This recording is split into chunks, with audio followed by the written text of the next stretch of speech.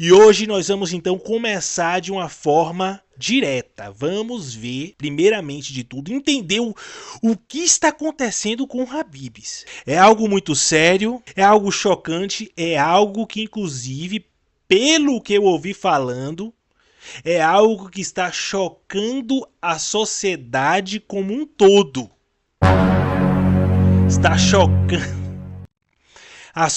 Tem gente que não está. Eu já ouvi falar, tá? Já me falaram aqui, inclusive mensagens, falando que tem gente que não está dormindo por conta da situação do Habib's.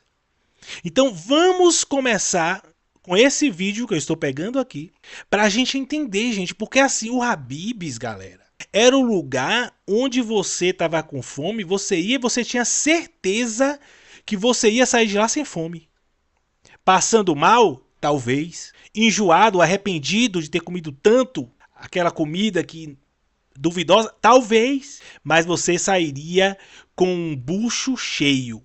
E você sairia feliz da vida. E é isso que nós vamos entender. O que aconteceu com o Habib's? Será que o Habib's quis se elitizar? Será que esse foi o erro deles? Ah, vamos nos elitizar. Cansamos de ser comida de pobre. E aí, será que foi isso que acabou com eles? É isso que nós vamos saber agora. Vamos mudar aqui a imagem para ficar melhor para vocês verem. E vamos entender a situação do Habib's. Porque eu mesmo quero entender. Eu ainda não vi o vídeo. Eu quero entender o que aconteceu, pô. Como é que uma rede tão grande, que vende tanto para um público tão grande, que é o público pobre no Brasil, é um público imenso. Quer vender muito? Venda para pobre no Brasil. Então, como que o Habib chegou nessa situação, bicho? É um absurdo. Então é isso que nós vamos entender agora. O que aconteceu com o Habib's? Você sabia que o Habib's só existe hoje por causa de uma tragédia? Curiosamente, muita gente conhece o icônico e simpático gênio azul do Habib's, mas não faz a menor ideia de quem é o homem por trás dessa história. Gênio azul? Sinceramente, eu não sabia que o Habib's tinha... Eu não sabia que o Habib's tinha um mascote, tá? Ah, TDAH, pode ser. Pode ser o TDAH agindo. Mas eu realmente não tinha noção, não tinha ideia de que o Habib's tinha um... Talvez eu acho que eu me lembro do rosto, assim, de um desenho de um gênio, né? Ela falou gênio azul? Não lembro de ser azul. Aí é Aladdin, pô, ela tá confundindo. Um estudante de medicina chamado Antônio Alberto Saraiva foi obrigado a assumir uma padaria quase falida logo depois que o próprio pai foi assassinado. Foi daí que nasceu a rede que tomou conta das esquinas do Brasil vendendo esfirras bem baratinho. O negócio cresceu tanto que a expectativa de faturamento bateu na casa dos 2 bilhões de reais em 2015. Eles conseguiram isso fabricando os próprios ingredientes dentro das próprias indústrias de pães, queijos e até sorvetes para cortar os gastos e segurar o preço no chão. Só que com o tempo, a conta parou de fechar. No Empresas da Bolsa de hoje, você vai descobrir o que aconteceu com o Habib's. Como a alta dos alimentos, as investigações do governo, as brigas com os franqueados e o avanço dos aplicativos de delivery sufocaram a empresa. Essa é a história de como a maior rede brasileira de fast food precisou fechar dezenas de lojas icônicas e encolher para continuar de portas abertas. Meu nome é Duda Seixo e você está na VP Capital. Então, só pra gente entender e contextualizar aqui. Eu não sei quem Saraiva, né, o nome dele, que ela falou aí. Ele começou com a tragédia. Ele tinha uma padaria, o pai dele foi assassinado, e aí ele resolveu fazer esfirras baratas pra se vingar. Não, tô brincando. Tô brincando. A esfirra era boa. Ele resolveu fazer esfirras baratas. E aí veio a ideia do Habib's. Pelo que eu entendi é isso, tá? Se eu estiver errado, me corrijam. Então começou de uma tragédia. Geralmente boas ideias vêm de acontecimentos ruins. O ser humano tem a capacidade de superar as coisas criando coisas melhores, criando situações melhores, buscando o novo. E é isso que ele fez. Por isso que aquela música daquele grande poeta diz: na minha vida tudo acontece, mas quanto mais a gente rala, mais a gente cresce. Hoje estou feliz porque sonhei com você, mas amanhã posso chorar por não poder te ver mais. Seu sorriso vale mais diamantes, se você vier comigo, que não vamos adiante. Com a cabeça erguida, mantendo a fé em Deus. Se o dia me perfeito vai ser o mesmo que o meu. A vida me ensinou a nunca desistir, nem nada perder, vou evoluir. Podem me tirar tudo o que tenho. Só não pode me tirar as coisas boas que eu já vi pra quem eu amo. Sou feliz em enganação, eu vou que vou. História, nossas histórias, dias. Essa foi a música que o dono do Habib's cantou quando ele resolveu montar o Habib's, tá? Então, o que a gente tá vendo aqui, o Habib's, mais do que uma loja de esfirra, eles são uma fonte de superação, de inspiração e superação. Dias de lutas e dias de glória. Habib's. Podia ser, inclusive, o tema da propaganda. Fica a ideia aí para a equipe de marketing. Forçado a ser empresário, o grande objetivo de vida de Antônio Alberto era vestir um jaleco branco e ser médico. Ele estava com o futuro planejado. No meio do curso de medicina na Santa Casa de São Paulo, quando a realidade virou tudo de cabeça para baixo. O pai dele tinha acabado de realizar o sonho de comprar um negócio próprio. Era uma pequena padaria no bairro do Brás, na capital paulista. Mas a esperança durou pouco. Tempos depois de assumir o balcão, a padaria foi assaltada e o pai dele foi vítima de latrocínio. Nossa. De uma hora para outra, a faculdade de medicina perdeu sentido. Antônio Alberto precisou pausar os estudos para assumir as portas de uma padaria que ele mal conhecia. Ele até conseguiu voltar e pegar o diploma depois, mas a vida de jaleco branco nunca aconteceu. Ele não entendia absolutamente nada de comércio, não sabia fazer gestão de estoque e não fazia ideia de como controlar o caixa. Mas ele precisava garantir o sustento da mãe e dos irmãos a qualquer custo. Com o tempo, a padaria operava no vermelho e estava à beira da falência. As prateleiras ficaram vazias e os clientes da região sumiram. Antônio Alberto não queria deixar o legado de seu pai virar pó, então buscou por soluções que aprendeu como empreendedor na raça. Como ele lidava diretamente com os moradores do bairro no balcão, ele percebeu que se o preço fosse popular de verdade, o volume de vendas compensaria a margem de lucro menor. Ele começou a testar essa estratégia vendendo pães e doces muito mais baratos do que as outras padarias da região. E adivinha? O movimento voltou a crescer. E tudo começou a mudar quando o cozinheiro idoso chamado Paulo Abud entrou na padaria procurando um emprego. Paulo dominava a culinária árabe tradicional, ele sabia preparar a esfirra com massa certinha e o quibe bem temperado. Naquela época, comer comida árabe em São Paulo era praticamente um luxo. Os restaurantes que serviam esses pratos eram voltados para clientes com muito dinheiro e cobravam preços altíssimos. Não existia a opção rápida e acessível para um trabalhador comum que andava pelas ruas, então Alberto decidiu juntar as duas pontas. A experiência que tinha acabado de ganhar, vendendo no volume e com margem baixa, unida às receitas árabes do novo cozinheiro. Eles queriam criar uma lanchonete focada no público mais simples. O diferencial seria o preço, um valor tão baixo que faria qualquer pessoa parar para comprar. Em 1988, com o dinheiro do caixa da padaria, ele alugou um ponto comercial simples na rua Cerro Corá, no bairro da Lapa. Nascia ali a primeira loja do Habib's. A fachada não tinha nada de chamativo e a grande arma de marketing era apenas uma faixa amarrada na frente escrito "A melhor esfirra de São Paulo", com preço. E funcionou. A notícia do preço baixo se espalhou pelo bairro só no boca a boca. Filas enormes começaram a se formar na calçada e as pessoas compravam as esfirras de monte para levar para casa. O giro de clientes era enorme para uma loja recém-inaugurada. O modelo provou que funcionava muito bem. Mas o Antônio Alberto logo iria descobrir que vender barato traz um probleminha. Para transformar aquela loja em uma rede com centenas de unidades espalhadas pelo Brasil, sem falir no processo e ainda gerar lucro, ele precisaria tomar uma decisão, que eu te conto já. Para manter o preço das esfirras na casa dos centavos e conseguir abrir novas unidades, o Antônio Alberto... Já nesse começo, falei alto demais, já nesse começo aí a gente percebe uma coisa importante, que para uma empresa evoluir, para uma empresa crescer, depende muito dos colaboradores também, né? Você vê aí que, as coisas, o universo tem que se juntar ali, as coisas têm que se encaixar. Eu costumo dizer que todo negócio, para dar certo, as coisas têm que se encaixar. Quando é para dar certo, vai dar certo, entendeu? Não existe isso de vou fazer dar certo de qualquer jeito, velho. Quando é pra ser, quando é pra você fechar um bom negócio, as coisas vão acontecendo, pô, é impressionante. Então, quando aconteceu isso aí, ó, do pai dele falecer, teve que se virar coisa e tal, papapá, ele entendeu primeiro a mecânica de você vender mais barato, você acaba vendendo mais. Depois ele entendeu, ele encontrou um cara que manjava da culinária árabe. E aí as coisas foram se encaixando pra nascer o saboroso Habib's que a gente conhece. Então, não adianta você insistir também muito numa coisa quando você tá vendo que não vai, que as coisas não estão se encaixando. Você tem que dar um tempo, respirar, voltar, e aí as coisas vão começar a se encaixar. Se você forçar muito, você pode, por exemplo, fazer no tempo errado. Tudo tem que se encaixar para dar certo, bicho. Tudo nessa vida tem seu tempo. A Bíblia diz isso. A Bíblia diz, há tempo para todas as coisas. Tempo de chorar, tempo de rir. Tempo de plantar, tempo de colher. Às vezes não é o tempo de plantar e você está querendo plantar aquela empresa ali, entendeu? Aquela planta, aquela semente. E não é o tempo. Então as coisas não se encaixam. Então você espera, respira. Procura fazer algo que vai contribuir com isso para quando as coisas se encaixarem, você tá pronto para investir naquilo. Entendeu?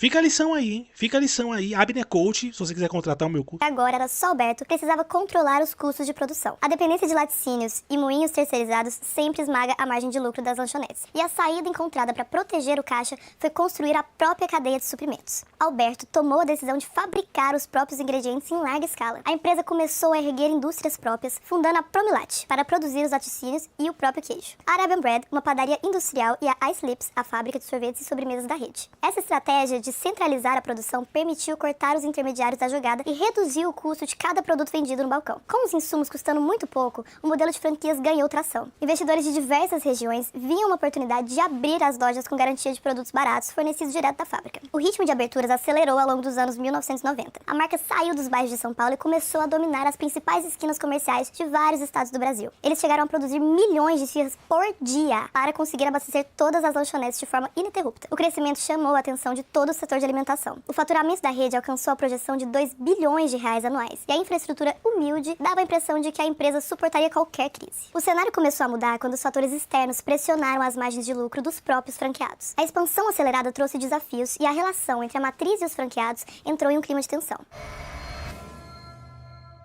A relação entre a matriz e os donos das franquias começou a desmoronar. O modelo de negócio do Habib's exigia que os franqueados comprassem quase 100% dos insumos diretamente das fábricas do próprio grupo. A matriz utilizava essa regra para garantir a padronização dos alimentos em todas as unidades e para manter a sua própria engrenagem funcionando com o maior lucro possível. O atrito ganhou força quando a inflação atingiu os produtos básicos do Brasil, fazendo com que o custo do trigo, da carne bovina e do tomate subissem rapidamente no mercado. Para tentar reter o volume de clientes diários nas lojas, o Habib's decidiu manter o preço da esfirra clássica na casa dos centavos. O custo de produção subiu, o valor cobrado no balcão ficou travado e a perda da margem de lucro recaiu inteiramente sobre o caixa de quem? Pois é, dos franqueados. Aí que eu barril. Os donos de lojas viram o dinheiro desaparecer em questão de meses. Eles precisavam pagar os salários de equipes, arcar com os aluguéis e continuar comprando os ingredientes obrigatórios da matriz. A operação se tornou insustentável. Vender produtos a preços tão baixos parou de cobrir os custos de funcionamento das lanchonetes e a promessa... Aí nós já vemos, tá? Nós já vemos aí um problema sério. Que é o quê? A questão do custo. Velhão, para você conseguir manter preço no Brasil é difícil. Você manter um negócio a centavos, ganhando da concorrência no Brasil, do jeito que estão as coisas, hoje do jeito que tem a inflação aí, velho, é quase impossível hoje uma empresa vender algo por menos de R$1, tá? Se eles ainda estiverem fazendo, e a gente vai ver isso porque a gente vai olhar aqui o catálogo, eles são heróis. Porque pra mim é muito difícil hoje no Brasil alguém vender qualquer coisa por centavos ou por menos de R$1. R$2, então, R$2 acho que você não compra nem um House. Nem um Mentos você compra por R$2 hoje. Então, pra você vender esfirra, comida, carne, aquela carne ali vem da onde? Porque de boi é que não é. Pra ser centavos hoje... Não tem como ser uma carne de boi. Então, galera, é muito difícil você manter o negócio nessa pegada aí. Porque Brasil, velho, a inflação aqui é bizarra, pô. Então, assim, eu acho, na minha opinião, um dos erros do Habib's no Brasil foi apostar em época. Apostar em um momento em que você conseguia vender comida barata, que você conseguia comprar, como é que se diz? A matéria-prima barata e revender barato. Pra mim isso aí foi um erro terrível. Porque no Brasil você não pode contar, bicho, com inflação. Você não pode contar com preço bom, com época. A economia aqui volátil demais, é uma montanha russa. Então esse pra mim foi o primeiro erro do Habib's, que é o que ela tá falando aí. Essa de um negócio seguro virou um desperdício de dinheiro. Essa insatisfação desencadeou uma onda de processos judiciais pesados. Ex-franqueados entraram na justiça alegando abuso nas exigências contratuais de compra e acusando a empresa de impor promoções que quebravam o caixa das unidades. As disputas públicas desgastaram a imagem da marca e provocaram o fechamento das primeiras unidades físicas. E a crise de relacionamento nas lojas abriu a porta para um problema de proporções muito maiores com o governo. O Ministério Público, juntamente com a Secretaria da Fazenda do Estado de São Paulo, iniciaram investigações rigorosas sobre as movimentações da rede. As autoridades abriram inquéritos para apurar apuraram um grande esquema de sonegação de impostos e fraudes envolvendo o sistema da nota fiscal paulistana. Os procuradores apontaram que a empresa ocultava o faturamento para reduzir o pagamento de impostos. A situação escalou a ponto da polícia cumprir mandatos de busca e apreensão dentro dos escritórios da empresa. As manchetes nos jornais sobre as operações fiscais e as brigas judiciais normal, com os parceiros afastaram os novos investidores. Isso aí é normal no Brasil, tá? Isso aí você vai ver várias empresas fazendo isso aí, ocultando coisa para não pagar imposto. Velho, isso aí é uma prática que o governo sabe que é normal. Não é que seja certo, mas sabe que ocorre em empresas grandes assim, empresas que precisam de dinheiro, precisam de caixa, coisa e tal, que giram muito, coisa e tal, e tal, e tal, e coisa e tal. Então é muito natural isso aí. Então, assim, eu vou dizer que é mentira, que o governo... Velho, provavelmente seja real. Provavelmente eles tenham feito isso. Até porque, velho, pra sobreviver, é o que eu tô dizendo. Você vê que os franqueados reclamavam do preço. Não tem como, galera. Não tem como você vender nada bom barato no Brasil. Então, antes, eles tinham... Se eu não me engano, eu vi uma entrevista desse cara, esse Saraiva, ele falando... No Pânico até. Ele falando que ele descobriu que se ele vendesse muito, ele poderia ter preço. Diminuiria o preço. E realmente, né? Se você parar para pensar,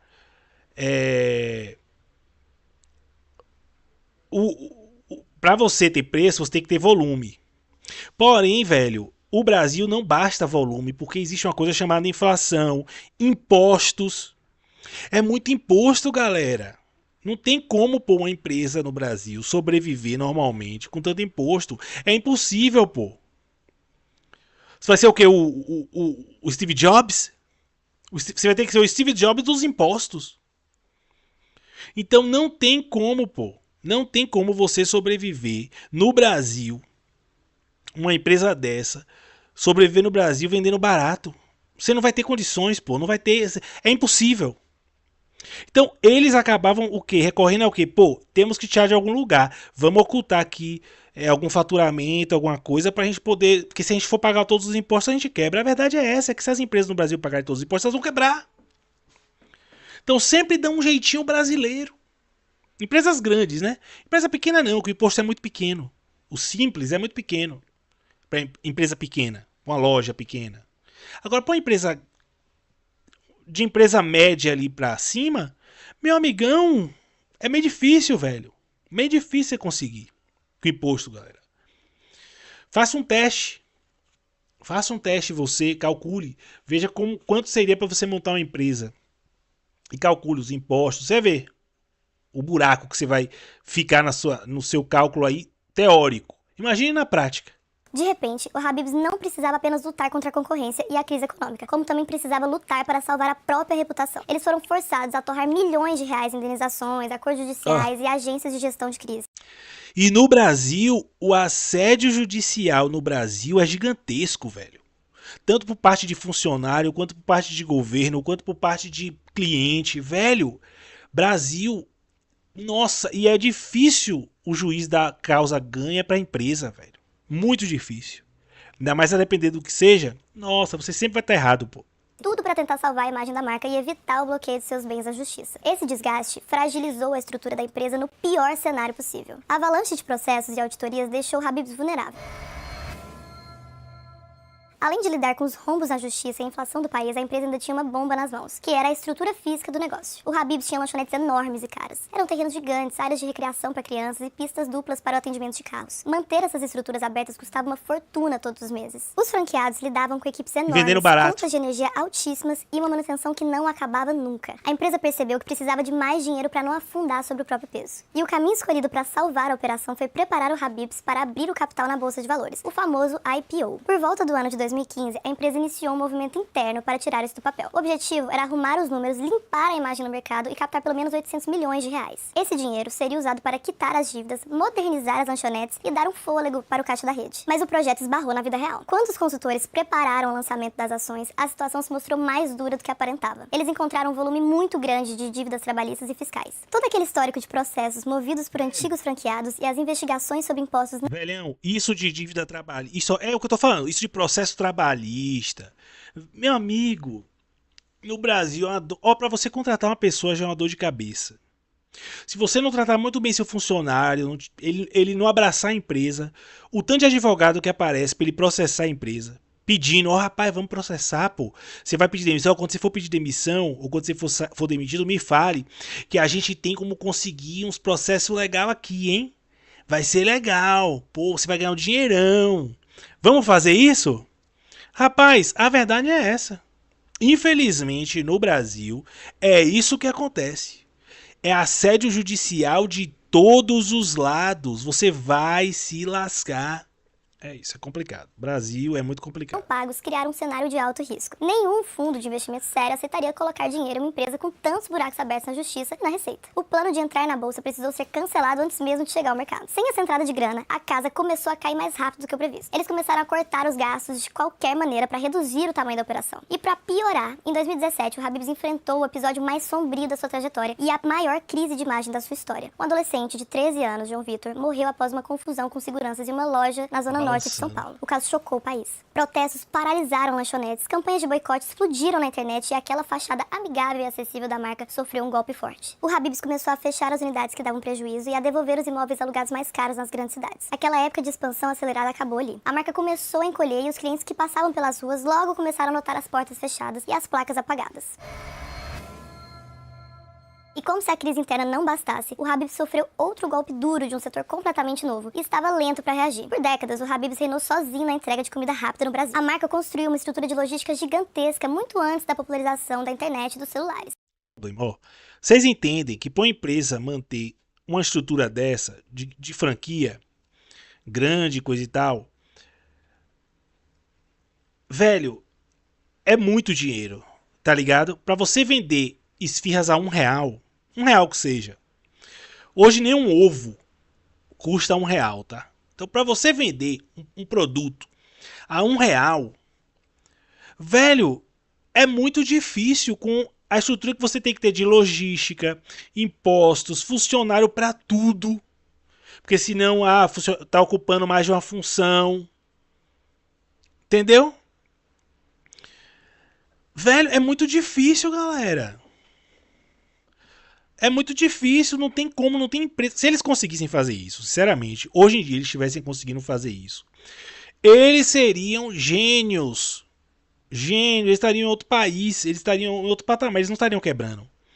É muito difícil, velho. Não tem como você pegar uma empresa e vender o mínimo de qualidade, um fast food, com mínimo de qualidade, com caminhão de logística, funcionários, RH gigante, só a contabilidade, velho, só a estrutura de contabilidade que você tem que ter, uma empresa tem que ter para poder manter essa estrutura, manter essa, como é que se diz?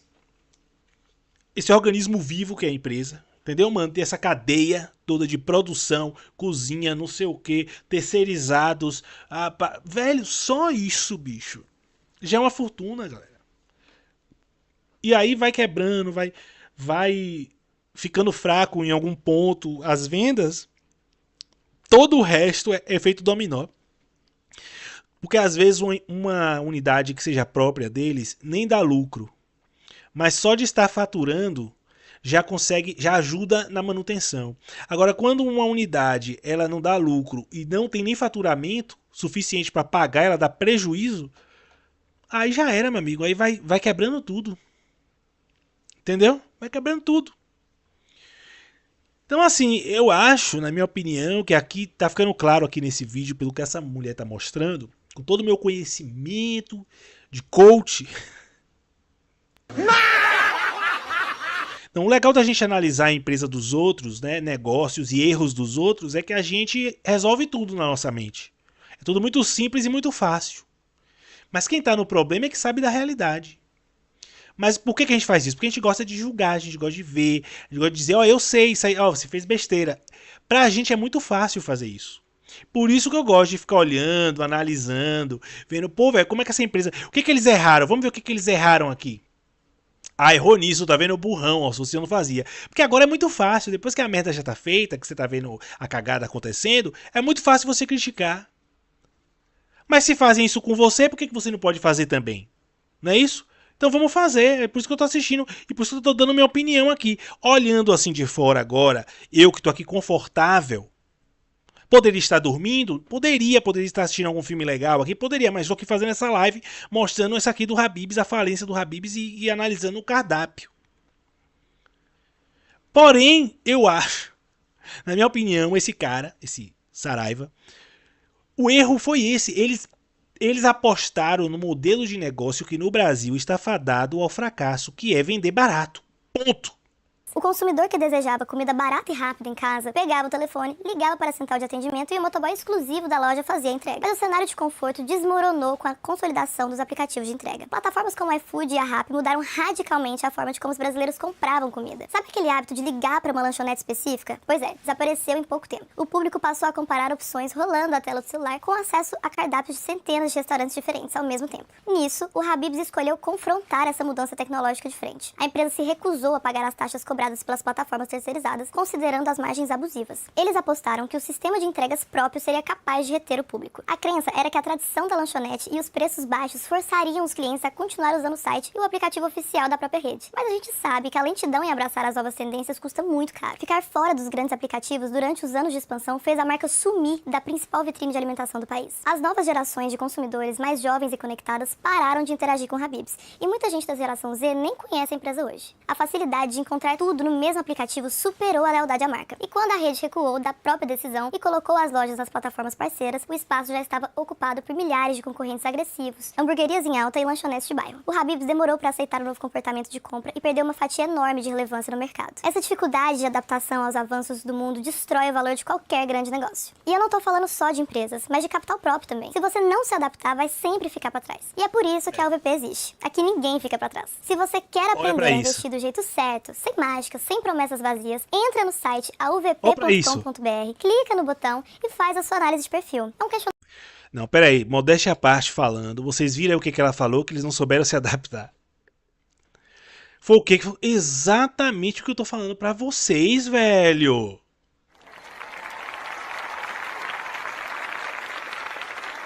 Eu sei. Eu tava certo. É o que eu falo, eu sempre tô certo, velho.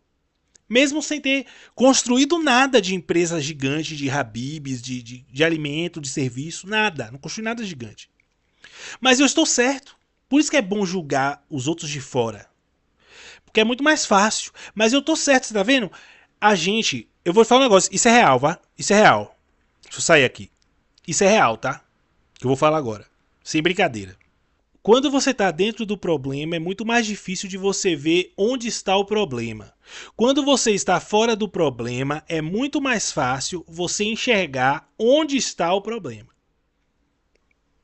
Tá? Isso aí é um fato. Isso é velho, é um fato. Então, assim, quando a gente brinca assim, é muito bom a gente pegar e criticar, olhar de fora que a gente pode criticar, coisa e tal. Velho, isso é real. Isso é real, porque às vezes, por isso que é bom você ouvir críticas. É bom você ouvir, às vezes, crítica de alguém que está de fora, que você sabe que não quer o seu mal. Alguém que quer o seu bem. De repente, um pai, uma mãe, que tem mais experiência. Essas pessoas é bom você ouvir de vez em quando.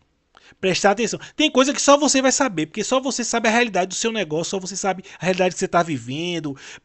Todo negócio, seja qual for, toda carreira, seja CLT, seja empresas, principalmente empresa, tem que ter o seu DNA. Se não tiver o seu DNA, o DNA do dono, é muito difícil dar certo. O jeito que você administra não necessariamente é o jeito que se outra pessoa administrasse ia dar certo. O jeito que outra pessoa administra não necessariamente é o jeito que se você administrar vai dar certo. Então, todo negócio tem que ter o DNA, a forma... É individual demais, bicho. É como se fosse realmente a sua vida, como você administra a sua vida. Se você botar outra pessoa para administrar, não vai dar certo. Às vezes o que para ela tá dando certo, para você não é o que você quer, vai tá dando errado, enfim. Então, quando a gente está de fora de um problema, a gente vê muito melhor do que quem está dentro, mesmo que a gente não tenha a mesma experiência que aquela pessoa. Mas quando você está dentro do problema, por ela estar dentro do problema, ela tá tão estressada, ela tá tão, tá ligado? Que às vezes a mente dela não consegue enxergar coisas óbvias. Porque o estresse faz isso com as pessoas. Se um lutador se prepara, você quer lutar, você aí, que não tem experiência, você quer lutar.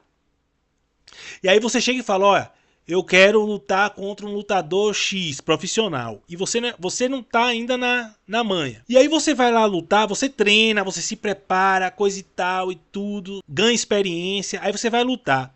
Se você estiver muito estressado na hora da luta, você vai esquecer tudo que você treinou. Você esquece, você não enxerga nada, você só enxerga o cara ali vindo te bater e você entra em desespero porque você esquece tudo, porque você está estressado. Por isso que todo atleta, por mais experiente que seja, tem que se concentrar, ele tem que treinar isso, se concentrar, manter o foco, ser focado e sempre lembrando do que ele treinou. Porque na hora do estresse, seu cérebro tende a falar, corre meu amigo, corre. Deu merda, deu merda. Então, não é diferente com empresa. Empresa... Quando você está dentro do estresse, ou carreira, ou CLT, quando você está dentro do estresse ali da empresa, no trabalho, com seu chefe, seus colegas de trabalho, você está muito estressado, você às vezes não enxerga o óbvio que você tem que fazer para sair daquela situação, para melhorar de vida, para melhorar no trabalho, para sua empresa sair daquela situação, para você melhorar. Então, cabe a você ter a humildade e a sabedoria de falar, eu não tenho condições agora de tomar uma decisão, eu estou muito estressado. O que eu vou fazer? Vou conversar com alguém mais experiente, mesmo que não seja na minha área, mas alguém que pelo menos me dê um mindset. E essa pessoa te dando um mindset, ela vai, de repente, abrir uma luz. Você vai começar a enxergar aquilo que você conhece que ela não conhece. Então seu pai, por exemplo, seu pai não quer seu mal. A menos que seu pai queira seu mal, que aí também é uma exceção, mas acontece do pai querer o mal do filho, né? Querer que o filho dê errado por algum motivo no que tá fazendo. Tem gente doente pra tudo. Então, se seu pai chega pra você, às vezes, você chega pro seu pai e fala, pai, é o seguinte, eu tô passando por isso no trabalho, isso e aquilo, o que o senhor acha? Tá assim, assim, assado, eu tô pensando em fazer isso, o que você acha? Você não quer dizer que você vai seguir exatamente o que ele vai te falar, mas só o fato de você estar conversando com ele e ele falar, poxa, isso aqui, algumas coisas que ele vai falar ali, por menos experiência que ele tenha na sua área, pela experiência que ele tem de vida, vai fazer sentido e aí vai te trazer pro chão de novo. Abrir seus olhos de novo e aí você vai ter um pouco de sanidade para você tomar a atitude correta. E é o que eu tô falando aqui do Habib's. Eu nunca tive negócio de restaurante, nada disso. Mas pela experiência que eu tenho da vida, eu vi que ele não soube se adaptar e ele apostou na estratégia errada no Brasil. É impossível você apostar no Brasil em vender barato e continuar concorrendo com a qualidade dos outros. Entendeu? É impossível. E essa mulher, ela deixou isso claro agora pra gente. Vamos ver agora um outro vídeo, antes da gente analisar o catálogo do Habib's. Vamos ver um vídeo de um cara experimentando as comidas do Habib's. Porém, antes disso, deixa eu ver quem está online, o que a galera tá falando aqui. Sensação de falência. Borracha com... Não, aí também vocês estão pegando pesado. Borracha com sabor de esfirra. Borracha, sabor esfirra. Pô, aí vocês também estão pegando pesado, né? Vocês estão pegando pesado. Não fale mal do Habib's não, que eu já comi muito lá, tá? Eu tenho boas lembranças de lá. Sabor falência. Sensação de... Essa foi boa. Essa foi boa. Realmente. Sensação de falência foi boa. Eu sempre comia... O Wagner falou aqui, eu sempre comia com minha família lá quando era pobre. Agora não como mais. Não porque deixei de ser pobre, mas porque ficou muito caro.